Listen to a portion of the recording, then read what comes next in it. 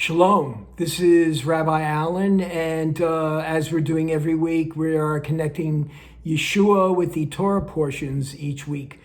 So this week we have a special parsha. Actually, there are going to be two because Rosh Hashanah is this coming Friday night, and then Saturday morning will be another service.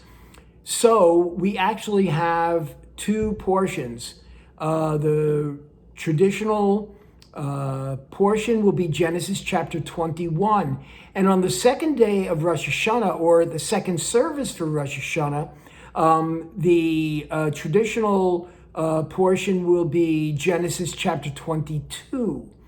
And so in Genesis chapter 21, this week, we're going to talk about the birth of Isaac because chapter 21 of Genesis actually starts out with the birth of Isaac.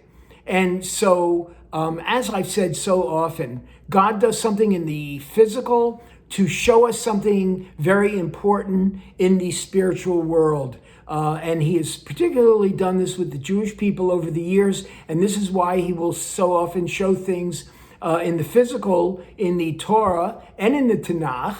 And he will show us physical things to allow us to have to learn good lessons for what is true in the spiritual world. And in this case, what is true about Messiah Yeshua.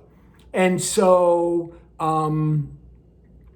God wants our attention, certainly throughout the Torah and the Tanakh, but in particularly at this time of the year, where we are in the fall feasts of the Lord's feasts that are outlined in Leviticus 23, in the seven feasts, God shows us so much of Messiah Yeshua in these feasts.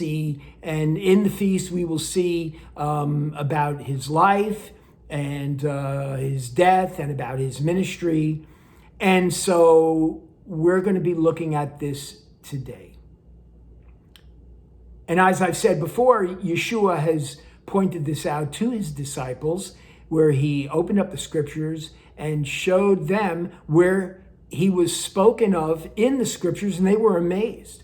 So hopefully people will be a little bit amazed this morning when things start clicking in and they see the reality of what God is doing, particularly in the Torah portions this week. Now, Isaac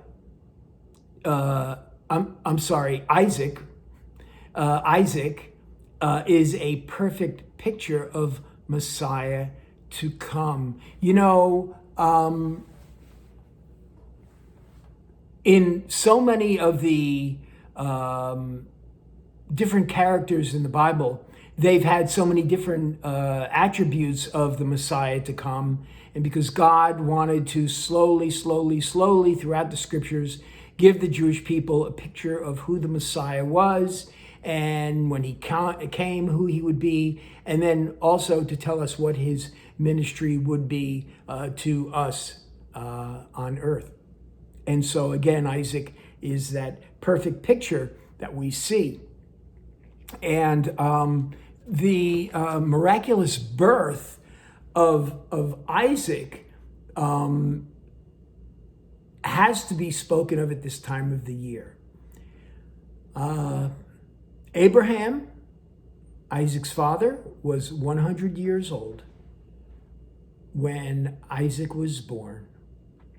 And Sarah, his mother, was 90 years old when Isaac was born. So I want to read directly from Genesis, from the Torah. And let's read from Genesis chapter 18. In verse 1, it says that Adonai appeared to Abraham. Verse 2, it says, 3 men stood before Abraham. And then verse 3 said, where Abraham addresses the 3 men, and yet he addresses the 3 men as a singular person, where he says, my Lord, Adoni. And then in verse 9, it says, they said to Abraham, they asked Abraham, where is Sarah? So again, it sort of flips back and forth. It's a plural, it's a singular, it's a plural, it's a singular.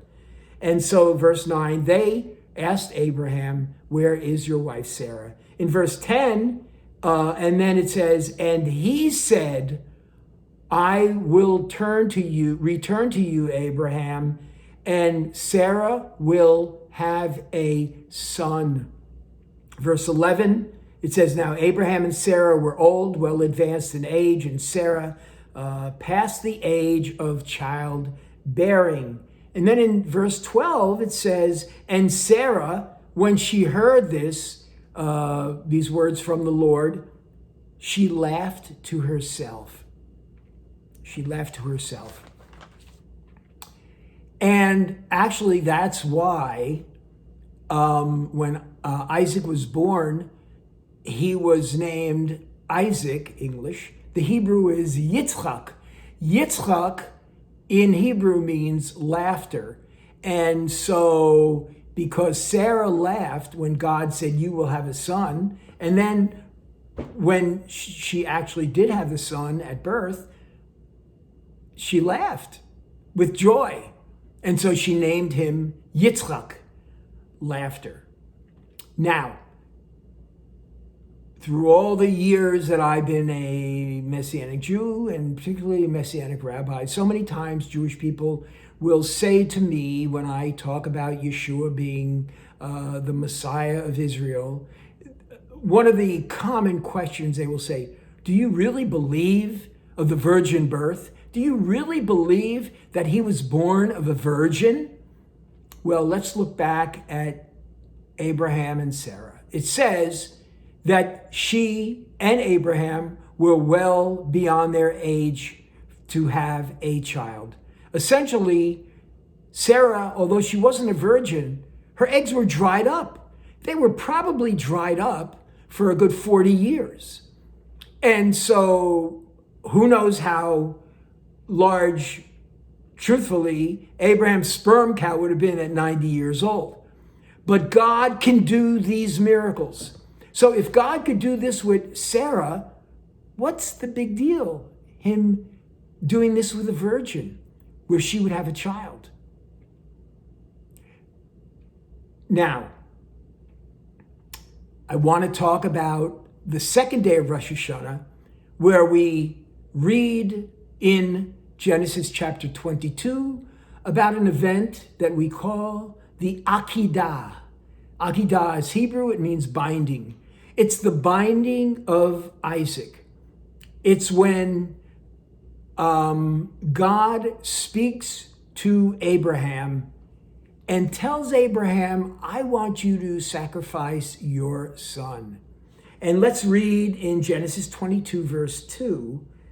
It says, and Adonai said to Abraham, now take your only son, Isaac, whom you love, and offer him as an offering.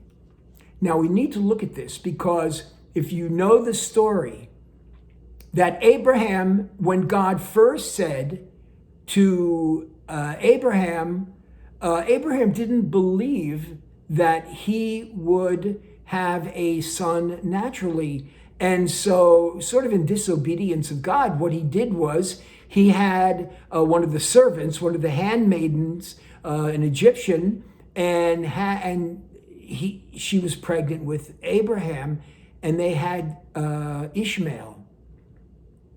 So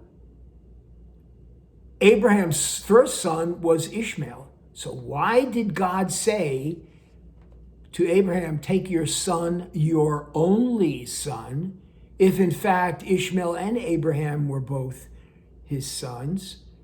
Because Isaac, Yitzchak, was to be the son of promise. And in God's great plan of redemption for the Jewish people, he considered Isaac to be the only child of promise. And so he said, take your son, your only son, who you love, and offer him as an offering. Why? Why did God want him to do such a terrible thing? To offer his son that he loved, his only son that he loved, to offer him up as an offering. This is my spin on it.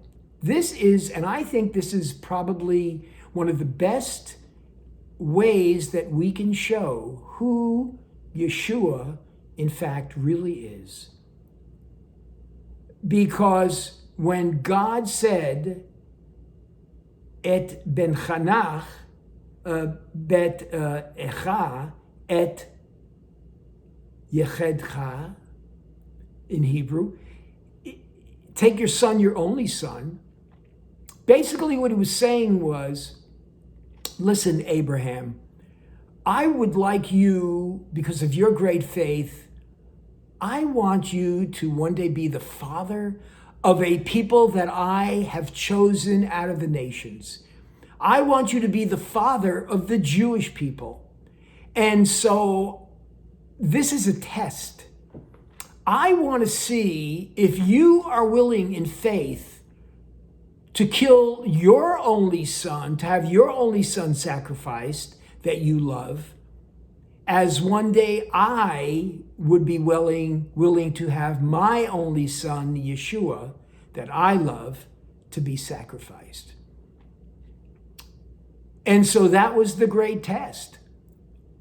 If he would be willing to do that, as one day God would be willing to have his son sacrificed for the sins of the world, then Abraham would pass the test and be allowed to be the father of the Jewish people. So that is our little commentary this week on Yeshua in the Torah portion. So please, if you like this video, if you would like friends and family to see this, share it with them. You can like down below, there's a little thumbs up. You can like the video on YouTube. And a little bit further down, there's a subscribe button. You can hit that subscribe button, fill in your information, and you'll have access to all of the videos that I have made concerning Yeshua in the Torah. And then from now on, you'll be able to look at those whenever you would like to. So until next week, Shabbat Shalom, Yom Tov, have a great Rosh Hashanah.